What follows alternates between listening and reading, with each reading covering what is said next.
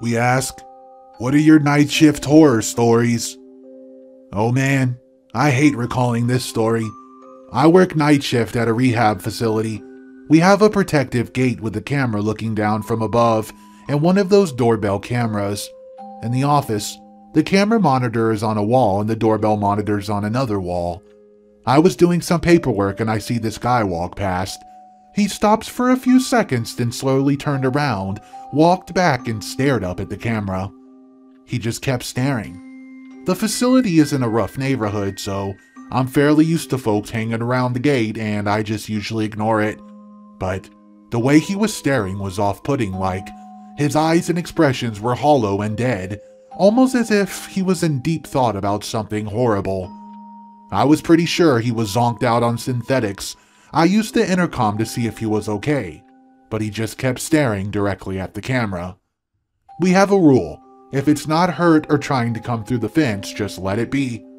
No sense in engaging endlessly with somebody potentially hostile or messing with the locals. Y'all, he stood there and stared at the camera for 2 hours, not blinking, the same dead-eye expression staring right at me. I did a round and came back to find him gone, which only creeped me out even more. We've had people slit their wrist in the bathroom, OD in the bathroom, have sex on the bathroom floor. One of the managers was attacked by a shoplifter with a hatchet. Another girl got maced in the face. His beer saved him from most of it, luckily. Lovely bunch. The scariest thing that I've heard was one Christmas Day when the store was closed. The alarm went off. A manager lived down the street, so he had to go and check it out. He came in, shut off the alarm, then checked for any signs that someone's broken in. Nothing. He hears a child's laugh. Now, he's all alone in the store and no one else was with him. He looks for the kid but can't find anything. Hears the laugh a few more times. He proceeds to check the cameras. Nothing. He looked up and refused to go back into the store alone. The only creepy thing I've personally experienced was being on the register, away from almost everyone else. I would constantly feel like someone was behind me. It would creep me out in the middle of the night. Years later, I hear someone talking about things falling off the shelves for no reason in particular spots. We had a remodel, and that spot was where the register had been. I avoided that area at night now. I used to work night shift at a middle school. Every night while cleaning out the boys' locker room, I would hear at least one locker slam shut. Sometimes more. This creeped me out when I started, but after a couple months I got used to it. One night, while cleaning one of the girls' locker rooms, I heard a girl scream. I walked out of the locker room and even looked outside the building and did not see anybody. Before that, I worked at the high school. I'd randomly hear doors open and close. Nowadays, I work the day shift at another school. About a year ago, I just got off the building to begin my shift. It was still dark out and I was turning on all the lights. When I walked by the main office, I heard what sounded like someone ransacking the place. Papers were being tossed. I heard what sounded like a table or file cabinet being dragged. I remember my first thought was, man, somebody must have lost something important. Then it clicked. It was 6 in the morning and it was either Thanksgiving or Christmas break, meaning there was no school and there shouldn't be anybody in there. It took me a second to work up the courage and go check it out. When I did, nobody was there and nothing was out of place. Finally, last month I get a call from dispatch at 3 a.m. The fire alarm was going off and they needed somebody to go turn it off. As soon as I walk in, I freak out. The alarm is blaring, but what scared me was the strobe light that flashes with the alarm. The building was pitch black except every other second. When that strobe light hauls up, it looked like something straight out of a horror movie where they were looking for the killer. I was half expecting to see someone pop up out of nowhere when the halls light up. I worked the third shift as RN at orthopedic floor. Never failed. Every full moon crazy things happen. One night, we had 11 patients and 3 nurses, no CNA. It started with a man who was on oxygen constantly trying to smoke in his room, despite hearing the dangers and warnings. Before I could contact the shift manager, I hear a noise I can't describe. One of my coworker's patients with a rectal tube in had slid out of his special air mattress onto the floor with the rectal tube out. As she and I are trying to get him back in bed, the phone rings. I get him in bed with the help of strong security guards, answer the phone, and one of the patients kept calling 911. She was receiving too much pain medication. When I walked in to check on her, she had climbed over the side rail and was all tangled up. Keep in mind, she's post-op for 2 knee replacements. That wasn't even the whole shift. Gunshot victim with angry family around past visiting hours got yanked by one patient's family member into a room and shoved towards a guy who they say is going to vomit. Of course, before I could grab a bucket, it went all over me. Many mornings I went home with vomit, urine, and had full urinal thrown at me, or worse, somewhere on my person. Always disrobed on the mud porch and immediately showered every single morning. Between all of those calamities, there were strokes, codes, and DNR patients who pass away even on orthopedic. There's a lot entailed in preparing the deceased patient for the family to say final goodbyes, then much more after the family's departure.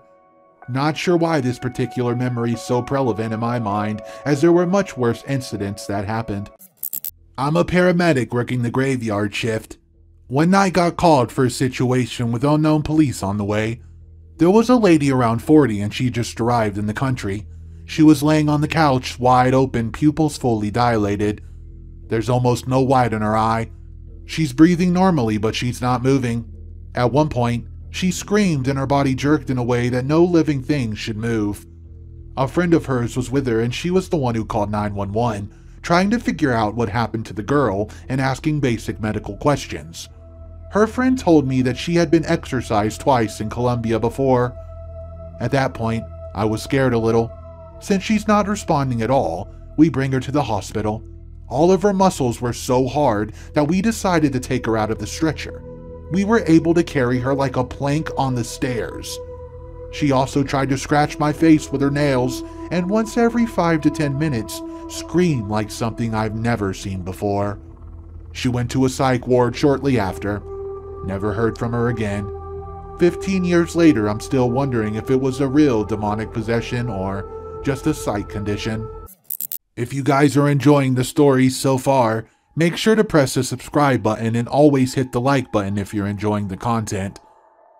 I'm working alone and I was cleaning carpets at a restaurant at night. One second I was cleaning, the next, things go black, and I'm staring at a puddle of blood on the ground, just on my hands and knees looking at the blood. I was confused and immediately forgot about the blackout I just assumed. I had a bloody nose. As a carpet cleaner, I just turned my machine on and cleaned it up. I went back to cleaning until about 30 minutes in when I got a sense of dread, like I knew I was going to die. I just knew it. And the thing a lot of people don't think about with carpet cleaning is that your hoses are connected to the van, which means you have to leave a door open the entire time. Not only that, but you can clean from the furthest point, with your back to the open door. I was positive someone was going to come and kill me. I finished my job fast enough that the business canceled our contract because I did a terrible job that night. I finished up and had to exit out the door on the opposite side of the restaurant from my van and then circle back around to it. My hands were shaking so bad I could barely turn a lock. I got in my van and took off like a bat out of hell, and then realized almost immediately upon getting on the freeway that someone may have gotten into the back of my van while I was locking up the building. Actually, no. I knew they had. They must have. They were watching me and hopped in while I was locking up the restaurant. Also, for reference, there's a huge-ass vacuum machine that blocks you from seeing most of the back of the van while driving, and they were hiding behind that. I was positive someone was back there, and I couldn't leave it in the rearview mirror the 30-minute drive back to drop off the van at my work because I knew I'd see something. Maybe it wasn't even human. The thing. I don't know. I jumped in my car and once I was on the road home, I finally felt okay because I had a full view of the back seat the entire time. I got home and realized my hair was super crusty. I figured I must have been sweating from the fear and went to wash just my head in the shower. I just wanted to put on a funny show and decompress, so I wasn't going to do a full shower. Blood. Just blood everywhere in the tub, down my face, splashed on the wall. Just a river of blood coming off my head. The rest of the night is a blur, and it took me 2 entire days to realize that I've gotten a concussion that night and drove for almost an hour in 2 different vehicles immediately afterward. I now think of that night as the most terrifying night of my life, and honestly, for some reason, I'm tearing up right now just typing it out. There's one thing that'll stick with me forever though. I mostly assume I slipped and hit my head on a nearby counter. It makes sense. There are tile slopes beside the carpet. It can get pretty slick, and I woke up beside where I remember it being sharp. But about 10 minutes before I blacked out, I could have sworn I heard a voice. And I could have sworn I heard someone say distantly, just barely over the sound of my loud-ass vacuum, "Hey, there's someone in there." I just assumed I was hearing things, but I guess I'll never know. I worked as a weekend camp counselor at a camp for people with developmental disabilities. To give a little more context, I'm a female, and there were so few male counselors that a few of us had to sleep in the same room as the guys. The camp was for anyone ages 11 to 99, but this weekend, I think the ages were about 12 to 55. The next events happened all on my very first night. I was one of the counselors in the guys' room.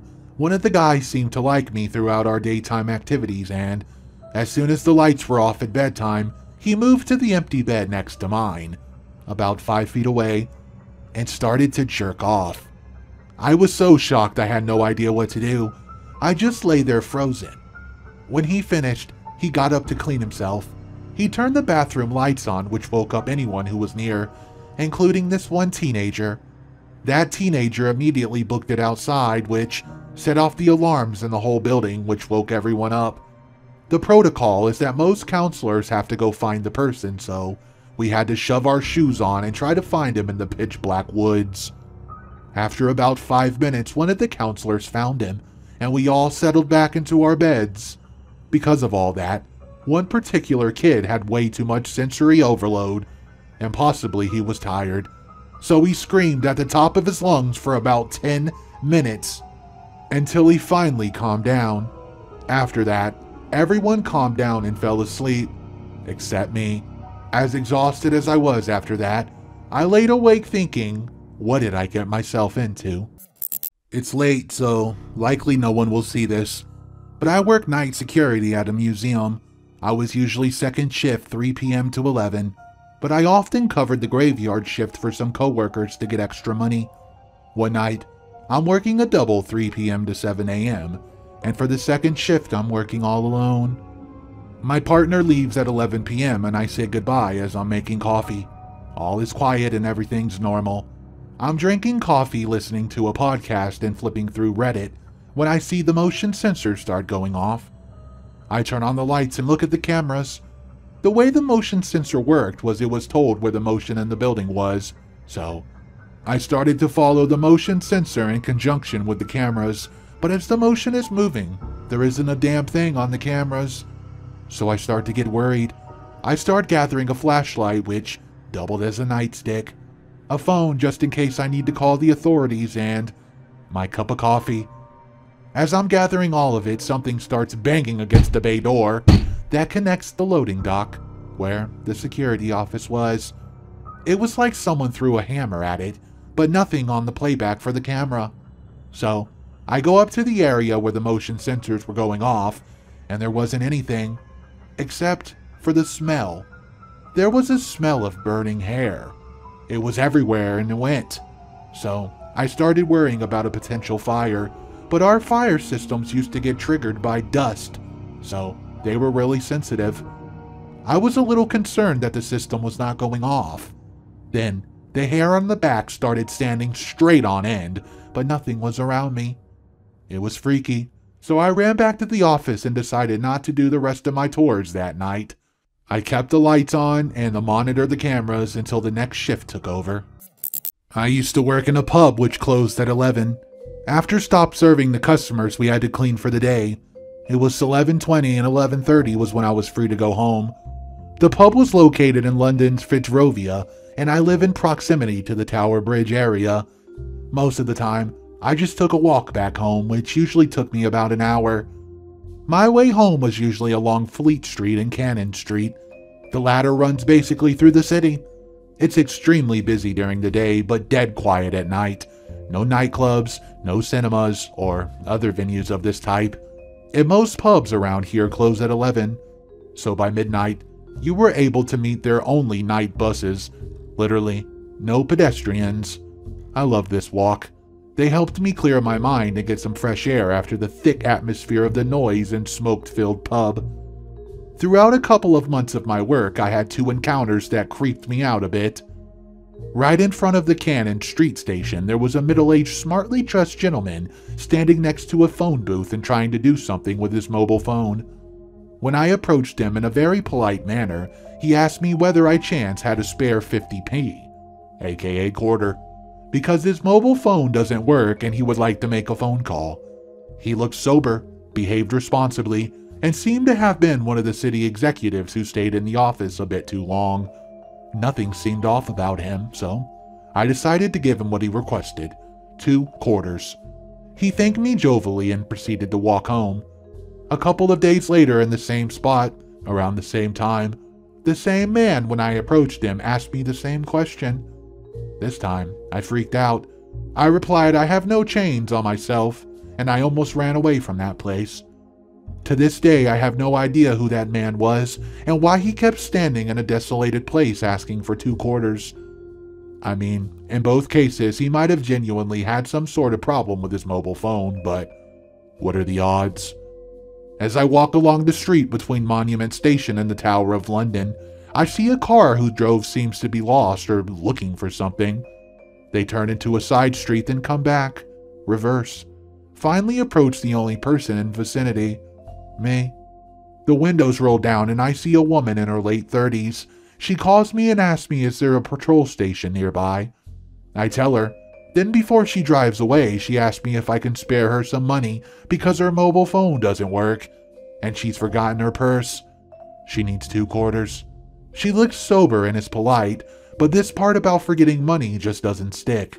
When she was driving away, I took a glimpse of her car registration plates and made note on a piece of paper.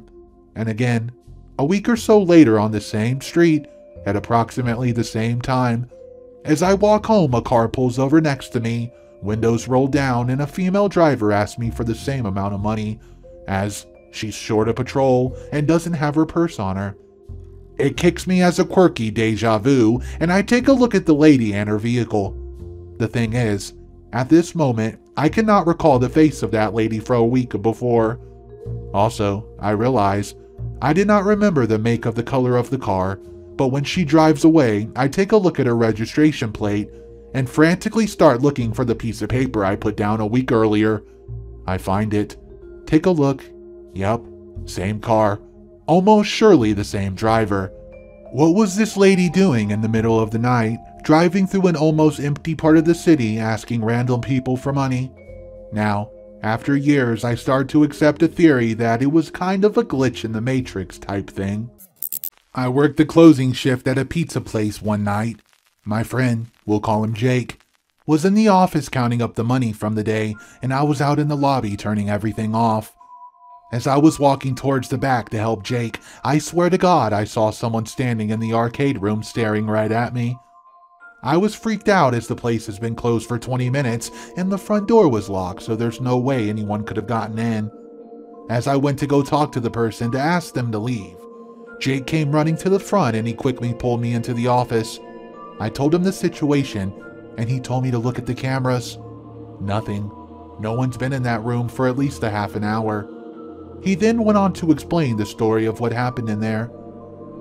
About 5 years ago, before that night, a mentally ill man had gone off his meds and ended up shooting himself inside that room. A lot of weird shit happens on that night shift, such as things moving on their own or people hearing their name being called when no one's around.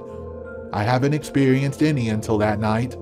Then afterwards, even on the day shift, I'd sometimes hear my name being called Midnight Monster.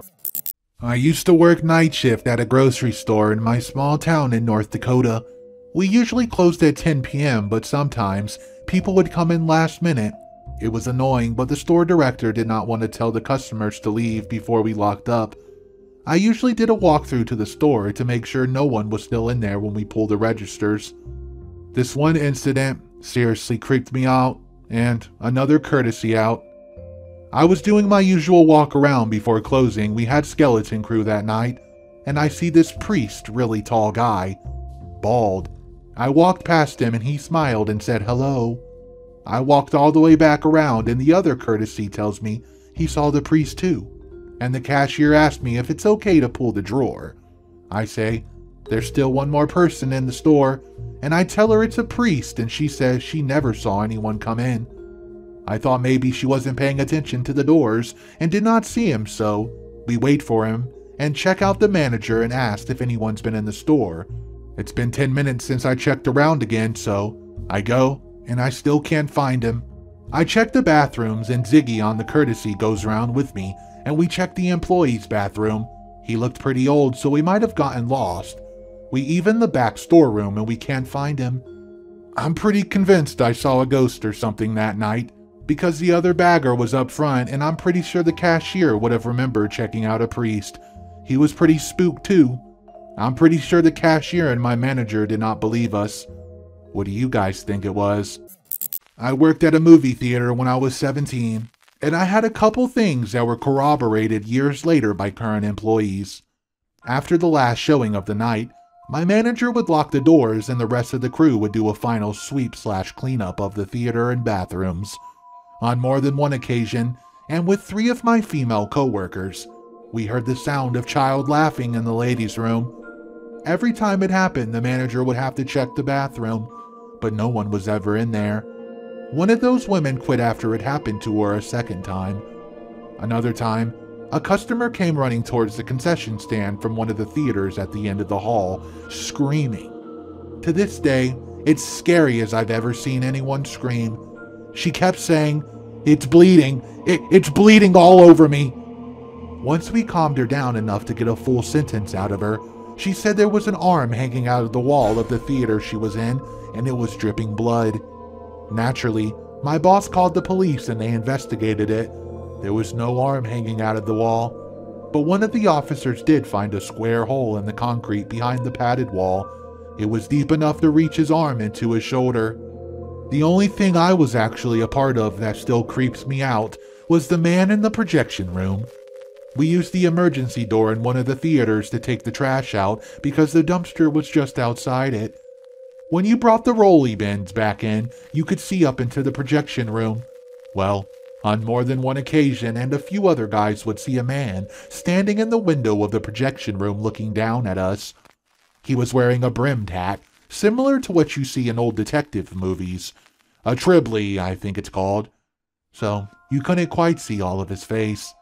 One night, I was bringing the bins back in and the man was looking down at me, and I saw the glare of his red eyes, sort of like the eye shines of a cat. When I told my manager, he turned white as a sheet and asked me not to talk about it or tell anyone. I quit the next day. Since then, I've been to the movie theaters a few times and spoken to the employees about whether they've seen anything strange, and enough of them have, at least for me to believe something's going on there. That is 12 stories from the workplace that are sure to send a shiver down your spine. Thank you for watching, and I hope Midnight Monster was able to deliver that oh-so-familiar scare. Subscribe to the channel if you think you can handle stories ranging from unexplained to straight-up murder. I'll see you guys in the next scare. Bye for now.